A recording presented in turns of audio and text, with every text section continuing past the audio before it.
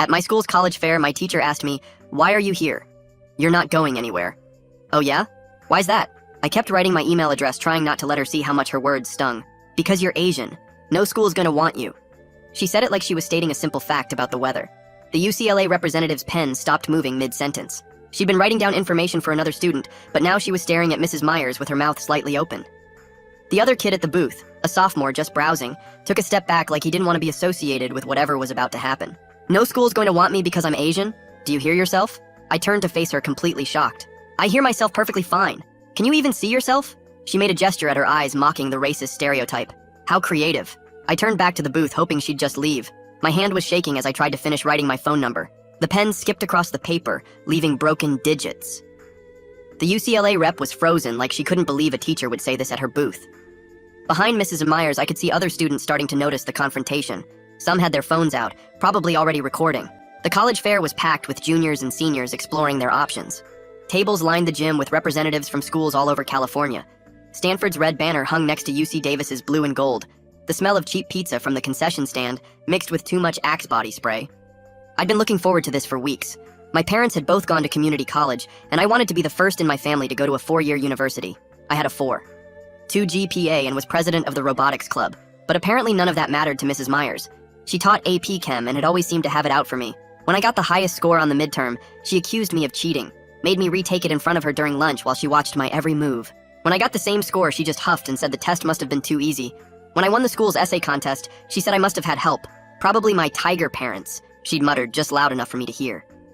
But this was a new low even for her, saying this stuff out loud at a college fair where actual admissions people could hear. Other teachers were starting to notice too. Mr. Rodriguez from the math department was frowning from across the gym. Miss Miller, the Mandarin teacher, looked horrified, but none of them moved to intervene. They just watched like this was some uncomfortable performance they had to sit through. I moved to the Berkeley table, trying to put distance between us. The representative smiled and handed me a brochure about their engineering program. She was a young black woman who looked like she'd probably dealt with her own share of discrimination. Her smile was encouraging, but her eyes kept flicking to Mrs. Myers, who had followed me. "Great programs for robotics," the rep said pointedly. "We'd love to see your application." I started writing my name on their mailing list when I felt a hand grab my arm. Mrs. Myers' fingers were like a vice around my bicep. Her acrylic nails pressed through my shirt and into my skin. The pen jerked across the paper, leaving a black line through the sign-up sheet. Mrs. Myers pulled me away from the table with surprising force. "How about we let the other students get a chance?" The Berkeley rep stood up. "Excuse me, he was in the middle of—" "I'm handling a disciplinary issue with my student," Mrs. Myers cut her off. "Please continue with others. What is your problem?" I yanked my arm free and didn't care that people were starting to stare. A crowd was forming now. Kids from my AP physics class. The volleyball team is still in their practice clothes. Even some parents who'd come to check out schools with their kids. Everyone's phones were definitely out now. Mrs. Myers' face was turning red, and a vein in her forehead was starting to throb. She leaned in close, and I could smell coffee on her breath mixed with something sour. Her voice dropped to a hiss meant just for me, but loud enough for others to catch pieces. "Your kind is always getting in the way of smart, bright, white students. I'm not going to stand for it. Someone needs to speak up against you little diversity warriors." Her nails were digging into my skin through my shirt, deep crescents that would probably leave marks. I could feel warm drops where she'd broken skin. Behind her shoulder, I could see Richard Duncan waiting to talk to the Berkeley rep. He was white and had a 3.8 GPA. Solid, but not spectacular. Apparently, he was the kind of student Mrs. Myers thought deserved opportunities. The kind who wouldn't take spots from real Americans, as she'd once called them in class. "Get off me!" I pushed her hands away harder than I meant to. Mrs. Myers stumbled backward in her heels. The thin carpeting over the gym floor provided no traction. Her ankle twisted at an ugly angle, and she went down hard, landing on her hip. The crack when she hit was audible even over the general noise of the college fair. The sound she made was somewhere between a gasp and a scream. Paper brochures scattered around her like confetti. The entire college fair stopped to look at us. A circle formed, just like when kids fight in the hallway. "He hurt me." I repeat, "He hurt me." Security. "Colleges take notes, this student just hurt a teacher." She was practically shrieking from the floor. Her voice echoed off the gym walls. Every college representative in the building was staring. The Harvard table, MIT, every UC campus. All watching me standing over a fallen teacher. My future evaporating in real time. My heart dropped into my stomach. This was bad. Really bad. Pushing a teacher was grounds for expulsion. It didn't matter that she'd grabbed me first or said horrible racist things. All anyone saw was Mrs. Myers on the ground and me standing over her. The security guard rushed over along with Principal Castro. Mrs. Myers was holding her ankle and making these dramatic whimpering sounds. She kept pointing at me and telling everyone I'd attacked her unprovoked, that I'd gotten violent when she'd simply suggested I visit some safety schools. "He assaulted me. This young man has anger issues." My legs wouldn't move as Mrs. Myers rolled on the gym floor clutching her ankle. Her shrieks bounced off the walls and ceiling, while dozens of phones stayed pointed at us, recording everything. Principal Castro pushed through the crowd and put his hand on my shoulder, pulling me backward. "Step back and don't say anything," he said quietly. The security guard bent down to help Mrs. Myers sit up against the Berkeley table. She kept screaming about assault while pointing at me with her finger shaking. The guard grabbed my elbow and started walking me toward the far corner of the gym, away from the crowd. Behind us, Mrs. Myers was getting louder, telling Principal Castro I'd attacked her for no reason. The nurse rushed in with her medical bag and knelt beside Mrs. Myers, checking her ankle. Castro started asking kids nearby what they'd seen, but Mrs. Myers kept yelling over everyone. "He's violent and dangerous!" she shouted. More parents and students pushed closer to see what was happening. My stomach felt sick watching everyone stare at me like I was some kind of criminal. The Berkeley representative stepped around the growing crowd and walked straight to Principal Castro. She spoke quietly, but I could see her gesturing toward the table where it happened. Castro's eyebrows went up, and he started nodding as she talked. Mrs. Myers tried to interrupt, but the nurse was asking her to stay still for the ankle exam. The Berkeley rep kept talking and pointing at Mrs. Myers, then at me. Castro's face changed from angry to confused as he listened. The nurse came over to me with her bag while the security guard stayed close. "Let me see your arm," she said. I rolled up my sleeve and showed her the deep red marks from Mrs. Myers' nails. 4 crescents had broken through the skin with small drops of blood. The nurse took out her phone and started taking pictures from different angles. She pulled out antiseptic wipes and cleaned each mark carefully. "These are pretty deep," she said while writing notes on her clipboard. Principal Castro walked over and looked at my arm with his mouth tight. He pulled out his phone and made a call while the nurse put small bandages on the worst scratches. I heard him asking someone to come to the school right away. The security guard led me out of the gym through the side door while everyone watched. We walked down the empty hallway to the main office where Castro's secretary looked up surprised. The guard opened Castro's office door and told me to sit in the chair facing the desk. Through the window, I could see kids leaving the gym with their parents all talking and looking at their phones. Castro came in 20 minutes later and sat behind his desk rubbing his forehead. He dialed a number and handed me the phone saying my parents needed to hear this from me. My mom answered on the second ring, and I tried to explain what happened, but my voice kept cracking. She said they were leaving work immediately and would be there in 15 minutes. Castro took the phone back and talked to her in his serious principal voice about procedures and investigations. While we waited, he typed on his computer and made more phone calls to district people. My phone buzzed nonstop in my pocket, with texts and notifications, but I didn't look at any of them. When my parents arrived, my mom hugged me tight, while my dad asked Castro what would happen next. Castro explained there would be a full investigation, but until then, I was banned from all school events and activities. My chest got tight, thinking about the robotics competition on Saturday that we'd been preparing for all semester. He said it was standard procedure when there was an incident between a student and teacher. My parents argued that I was defending myself, but Castro said his hands were tied by district policy. We left through the front office while other kids stared through classroom door windows. At home, I finally checked my phone and saw hundreds of messages and tags on social media. Most of the videos started after I'd pushed Mrs. Myers, so it looked like I'd just attacked her. The comments were brutal, with people calling me violent and saying I should be expelled. My parents made me eat dinner even though I wasn't hungry and kept asking if I was okay. Around 8 o'clock, my phone buzzed with a text from Joel Houston from my physics class. "Dude, I got the whole thing on video from start to finish," he wrote. He sent me a file that showed Mrs. Myers grabbing me first and even caught some of her racist comments. "Want me to post this or send it to Castro?" he asked. I saved the video to my phone and computer just to be safe. A few minutes later, Casey Nguyen messaged me on Instagram. "Hey, I write for the school paper and saw what happened. Can we talk about your side?" she asked. My parents were in the kitchen discussing whether we should get a lawyer. Mom thought we should stay quiet and let the school handle it, but Dad wanted to fight back publicly. I didn't know what to do, so I just didn't answer Casey yet. That night, I barely slept, thinking about how everyone at the school would look at me tomorrow. My phone kept lighting up with new messages and notifications that I couldn't bring myself to read. The next morning, I woke up to an email from the school counselor, Tiana Matthews. "I heard about yesterday's incident and want to check in with you," she wrote. "Please come see me during the first period for a mandatory meeting." She added that she was there to support me through whatever happened next. 2 days later, a thick envelope arrived from the school with Principal Castro's name printed on the return address. My hands shook as I tore it open and pulled out 3 pages of official letterhead covered in small print. The first paragraph explained that a formal investigation had been opened regarding the incident at the college fair. The second paragraph listed everything I needed to do, including writing a detailed statement about what happened and attending a disciplinary hearing scheduled for next week. The language was cold and formal, like I'd already been found guilty of something terrible. My mom read it over my shoulder, and her face got tight with worry. She grabbed her phone and started texting my dad, who was still at work. While she was typing, I checked my phone and saw that Twitter was going crazy with videos from the college fair. Most of the clips started right when I pushed Mrs. Myers, so it looked like I'd just attacked her out of nowhere. The comments were brutal, with people calling me violent and dangerous, and saying I should be expelled immediately. Someone had even made a TikTok with the video set to dramatic music that made me look like some kind of monster. My Instagram was flooded with messages from people I didn't even know calling me terrible names and saying I'd ruined a good teacher's career. I closed all my apps and opened my laptop instead to work on something productive. I pulled up Joel's complete video file and watched it again to make sure it showed everything clearly. The video started with Mrs. Myers making the racist eye gesture, and you could hear her saying that stuff about Asian students not deserving spots at good schools. You could see her grab my arm first and her nails digging into my skin before I pushed her away.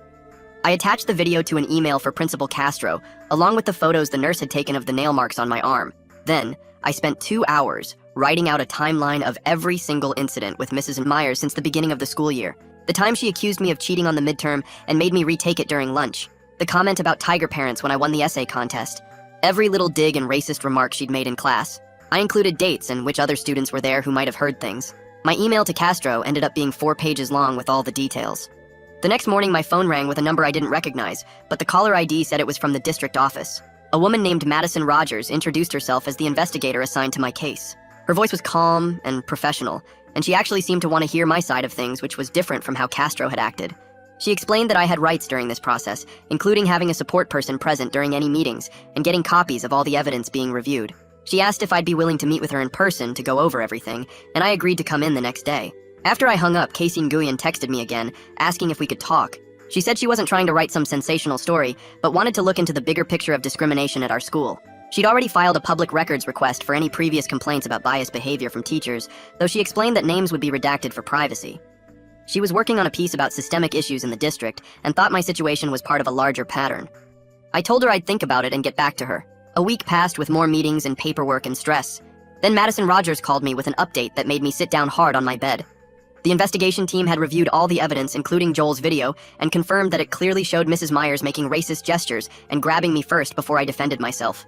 She said this significantly changed how they were viewing the incident, and that the focus was shifting from my actions to Mrs. Myers' behavior. She couldn't promise any specific outcome, but her tone was encouraging for the first time since this whole mess started. That same afternoon, an email went out to all students from the teachers' union with a subject line about defamation and legal consequences. The email warned that anyone who had posted videos or made public statements about the incident could face lawsuits for damaging a teacher's reputation. My parents read it and got worried that witnesses might get scared and not want to help anymore. But Joel texted me right away saying he wasn't backing down and that the union was just trying to intimidate people.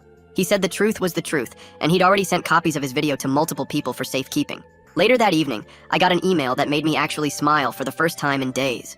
The Berkeley representative had reached out directly to encourage me to still apply to their engineering program. She wrote that she'd witnessed what really happened and would be happy to include a note with my application explaining the circumstances. She said the admissions committee understood that sometimes good students end up in bad situations through no fault of their own. Her support felt like someone throwing me a rope when I was drowning.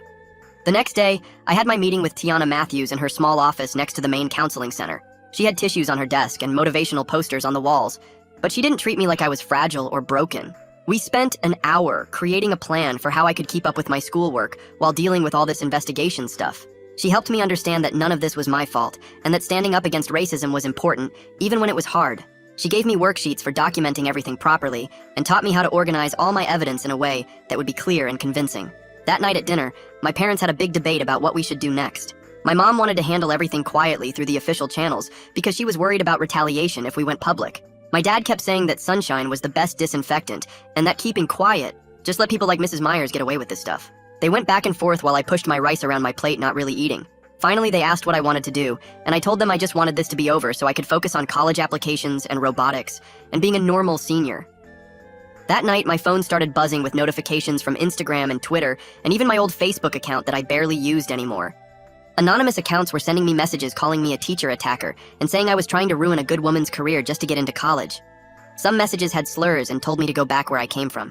I took screenshots of everything and added them to the folder on my laptop where I was keeping all the evidence. The messages kept coming all night and into the next morning. I turned off notifications but kept checking and documenting because Tiana had told me to save everything. I sat at my desk with my laptop open and started typing up every single thing Mrs. Myers had done since the beginning of the school year. The cheating accusation after the midterm went first with the date and time, and the fact that Mr. Rodriguez had been in the hallway when she made me retake it. Then the essay contest incident where she said my parents must have helped me. The time she gave me a C on a lab report that was identical to Richard's A+ report, except for our names. The comment about tiger parents during the parent-teacher conference that my mom heard. Every snide remark, an unfair grade, and suspicious coincidence. By the time I finished, it was almost 4 in the morning, and I had 12 pages of incidents with dates and witnesses. The pattern was so obvious when you saw it all written out like that. Madison Rogers called the next afternoon to schedule our formal interview at the district office. Tiana picked me up from the school early and drove me there in her beat-up Honda Civic that smelled like vanilla air freshener. The district building was all glass and concrete with motivational posters in the lobby about excellence and diversity. Madison's office was small but neat, with a recorder on the desk and legal pads everywhere. She asked me to start from the beginning and tell her everything about my interactions with Mrs. Myers. Tiana sat next to me taking her own notes and occasionally reminding me about details I was forgetting. Madison asked specific questions about dates and times and who else was present. She wanted to know exactly what Mrs. Myers said and did at the college fair. She asked about my grades in her class compared to other classes. She wrote down every name I mentioned as a potential witness. The whole interview took almost 3 hours. Madison told us she'd be interviewing other people over the next few days and that I should keep documenting any new incidents. The next week felt like forever, as Madison interviewed everyone who'd been at the college fair. Joel texted me after his interview saying he'd shown her the whole video, and she'd watched it 3 times taking notes. The Berkeley rep had given a statement over the phone about what she saw and heard. Even some teachers who'd been in the gym agreed to talk to Madison about what they witnessed. Casey published an article in the school paper about discrimination policies and investigation procedures without mentioning any names, but everyone knew what it was about. The article explained how the district was supposed to handle bias complaints and what evidence was needed for different outcomes. She included statistics about discrimination cases in our district over the past 5 years. The comment section online turned into a war between people defending Mrs. Myers and people supporting me. The school resource officer pulled me out of calculus to take my statement in his little office by the main entrance. Officer Delgado typed while I talked and asked a few basic questions about the physical contact. He looked at the photos of my arm and made copies for his file. He told me that based on the evidence, it seemed like self-defense and mutual combat at worst, so criminal charges were unlikely for either of us. Part of me was mad that Mrs. Myers wasn't getting arrested for assault, but mostly I was just relieved I wasn't going to end up with a record. My parents had been making calls all week and finally found an attorney who specialized in education law and discrimination cases. Vikram Anderson's office was in a strip mall between a Thai restaurant and a tax place, but his walls were covered with diplomas and awards. He reviewed all my documentation and watched Joel's video and looked at the screenshots of the anonymous messages. He said we had a strong case if the district didn't handle this properly and that Title VI violations were serious business. He drafted a letter to the district that afternoon demanding they preserve all evidence, including emails and security footage, and warning them about destroying anything. He told me to stay off social media completely and let him handle any communication with the district or media. He said one wrong post could hurt our case. The letter must have worked because 2 days later, the district announced that Mrs. Myers was placed on paid administrative leave pending the investigation. The substitute who took over AP Chem was this young guy fresh out of his teaching credential program who seemed nervous about the whole situation. Teachers were whispering in the hallways about it, and you could tell who supported Mrs. Myers by how they looked at me.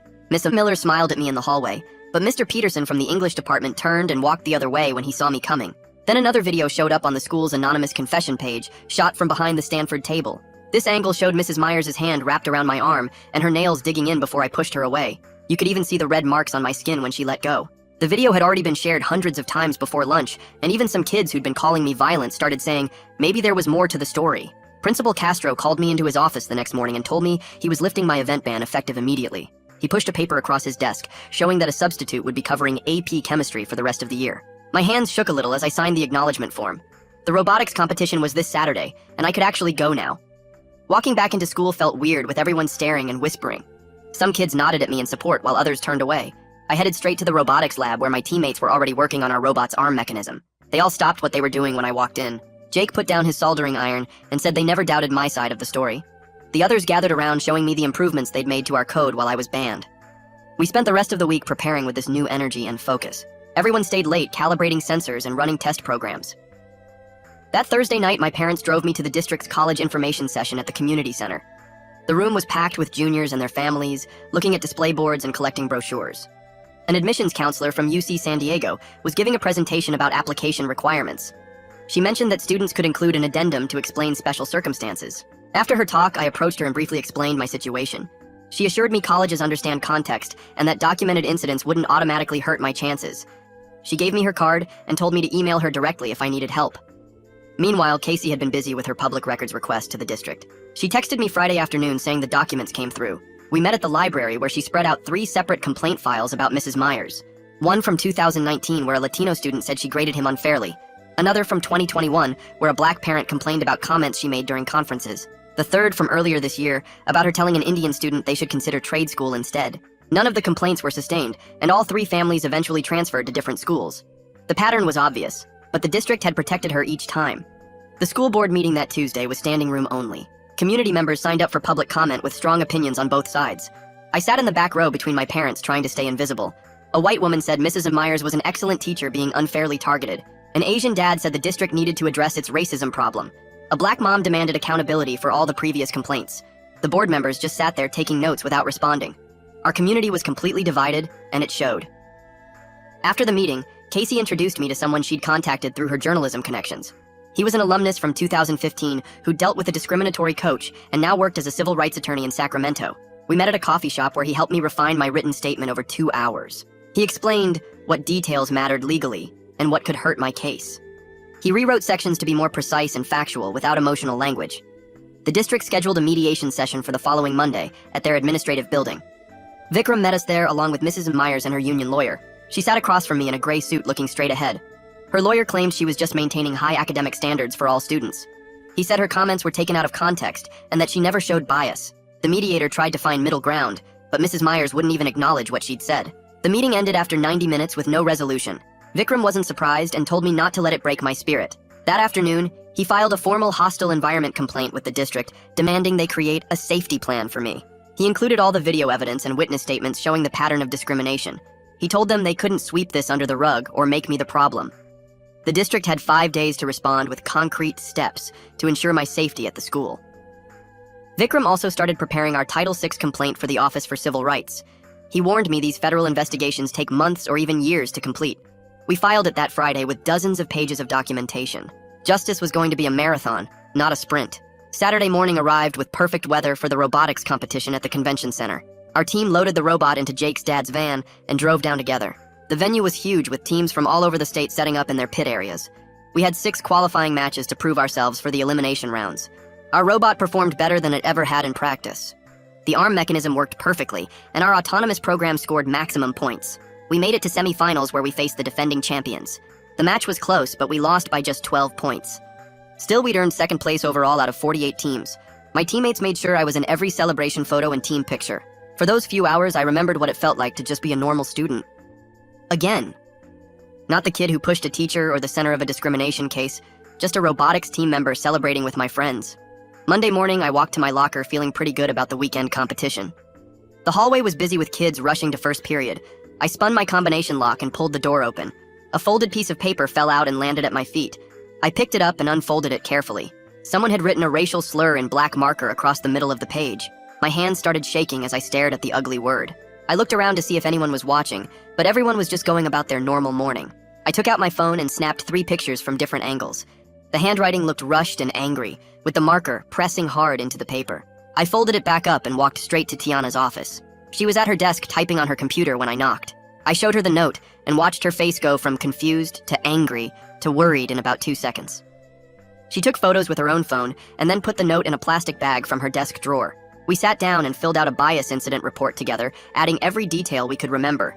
She asked me if I had any idea who might have done it, but I honestly didn't know. Too many people had picked sides in this whole mess. The report went into my growing file of evidence that now took up half a drawer in her filing cabinet. That afternoon, I sat at my computer working on my college application addendum. I kept it simple and factual, just listing the dates and basic facts of what happened. No emotions or opinions, just the timeline of events. I referenced the video evidence and witness statements without going into detail. The whole thing was only 2 paragraphs, but it took me 3 hours to get the wording right. I emailed it to Vikram for review before submitting anything. He called me 20 minutes later and we went through it line by line. He suggested removing one sentence that might sound too defensive and adding a line about my continued academic performance. We made the changes together and he approved the final version. I saved it in 3 different places, just to be safe. Wednesday morning, Madison called my mom's phone asking if we could meet that afternoon. She said she'd completed all her interviews and would be making her recommendation to the district soon. My stomach twisted into knots as we drove to the district office.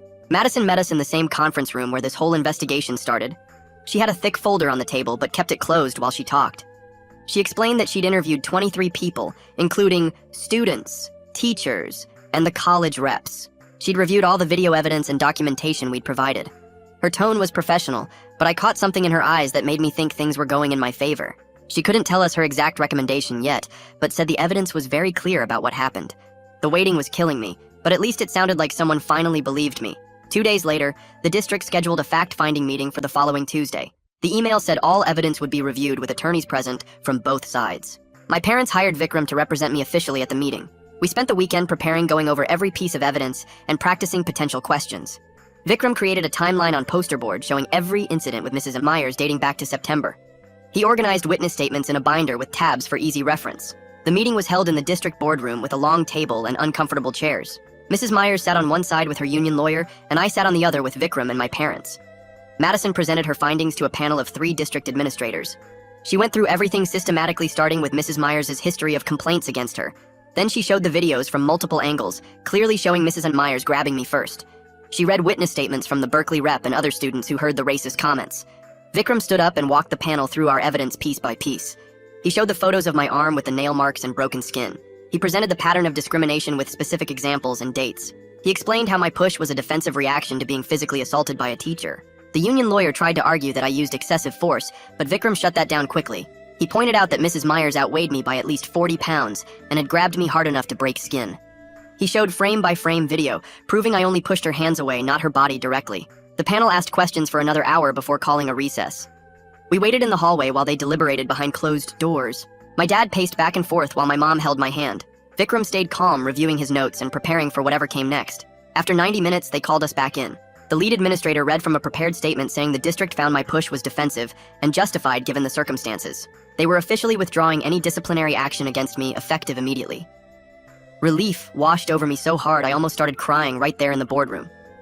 But the administrator kept reading, and the next part was even better. They found Mrs. Myers had violated multiple district policies, including physical contact with a student and discriminatory behavior.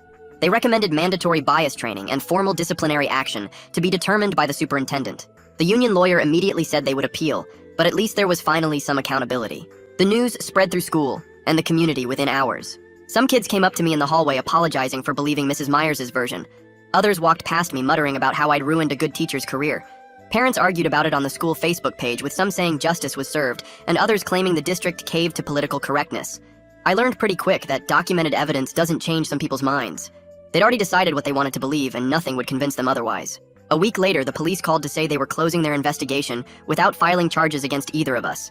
The officer said there wasn't enough for criminal assault charges in either direction given the circumstances. Part of me wanted Mrs. Myers charged for attacking me, but mostly I was just glad that part was over. Principal Castro called me into his office the next morning with a different energy than before. He said he was creating a student staff working group to improve how the school handles bias incidents. He wanted better reporting procedures and actual consequences for discrimination. He asked if I'd be willing to join as a student representative. I thought about it for a minute, weighing whether I wanted to stay involved in this mess. But maybe some real change could come from everything that happened, so I agreed to join. The first meeting would be in 2 weeks, with 5 students and 5 teachers working together. That Friday, I got an email from the Berkeley representative who'd witnessed everything at the college fair. She encouraged me to apply and said she'd been impressed by how I'd handled such a difficult situation. She couldn't make any promises, but hinted that my response to adversity had actually strengthened my application. An hour later, the UCLA rep sent a similar message saying she'd be happy to write a note for my file about what she'd observed. My college dreams suddenly felt possible again after weeks of thinking they were completely destroyed. Tiana called me into her office that Monday and slid a business card across the desk for a therapist who worked with students dealing with racial trauma. I took the card and made an appointment for that Thursday after school. The therapist's office was in a small building near the mall with plants everywhere and soft lighting that made me feel less nervous about being there. She asked me to describe what happened, and I found myself talking for almost the whole hour about not just the college fair, but all the other times too. The way my chest would get tight walking into AP Chem, knowing Mrs. Myers would find something wrong with my work. How I'd started recording her classes on my phone just in case she said something racist again. The therapist taught me breathing exercises and gave me worksheets about recognizing stress symptoms in my body. Walking back to AP Chemistry 2 days later felt weird with the substitute teacher, Mr. Franklin, standing where Mrs. Myers used to be. He was younger and smiled when I walked in, which already made the room feel different. Some kids I barely knew nodded at me or moved their backpacks so I could sit near them. Sarah from my lab group whispered that she never believed what Mrs. Myers said about me being violent. During lunch, Casey showed me the email from the Office for Civil Rights, saying they'd received our complaint and would investigate within the next 12 months. A whole year seemed forever, but Vikram had warned me these things moved slowly through government systems. That afternoon at robotics practice, Coach Anderson announced we'd qualified for the state championship based on our regional scores. Everyone cheered and started talking about what modifications we needed to make to our robot's arm mechanism. I threw myself into redesigning the grip strength calculations and testing different servo motors. Working on something I was good at reminded me I was more than just the kid who pushed a teacher. The district sent out an email that Friday announcing mandatory anti-bias training for all staff starting next month. They were also launching an anonymous reporting system where students could report discrimination without giving their names. Madison called to tell me this was partly because of our case, though they couldn't say that publicly. I spent that weekend working on my college applications with my parents, helping me proofread everything. My dad stayed up late helping me format my robotics portfolio, while my mom made sure I had all my transcripts ready. I wrote thank you emails to the Berkeley rep and the UCLA rep who'd supported me. The Berkeley rep wrote back immediately saying she was glad to help and looked forward to reading my application. I added notes to Joel and Casey and even Mr. Rodriguez, who'd finally spoken up during the investigation. Submitting each application felt like dropping a heavy rock I'd been carrying for weeks. Someone at the school told me Mrs. Myers was still on leave while her union fought the district's disciplinary action. Part of me wanted to know if she'd ever come back, but I decided to stop checking the school board meeting minutes. She'd probably get reassigned to another school if she won her appeal, but that wasn't my problem anymore. 2 weeks before winter break, I got home to find a thick envelope from Cal State LA sitting on the kitchen counter. My hands shook as I opened it and read the acceptance letter offering me a spot in their engineering program. They were also offering a merit scholarship that would cover most of my tuition based on my grades and test scores. I sat at the kitchen table reading it over and over until my mom came home and started crying happy tears. That night, I actually slept through until morning, without waking up anxious for the first time since October. My parents took me out for Korean BBQ to celebrate, and my dad kept telling the waiter his son was going to be an engineer. The scholarship meant I wouldn't have to take out huge loans, even if the other schools didn't work out. Having one solid option made everything else feel less scary, and more like exciting possibilities instead of desperate needs. Well, folks, that's it from me today. Thanks for sticking with me and letting me throw my thoughts and questions out there along the way. I really appreciate it. Like the video, it helps more than you think.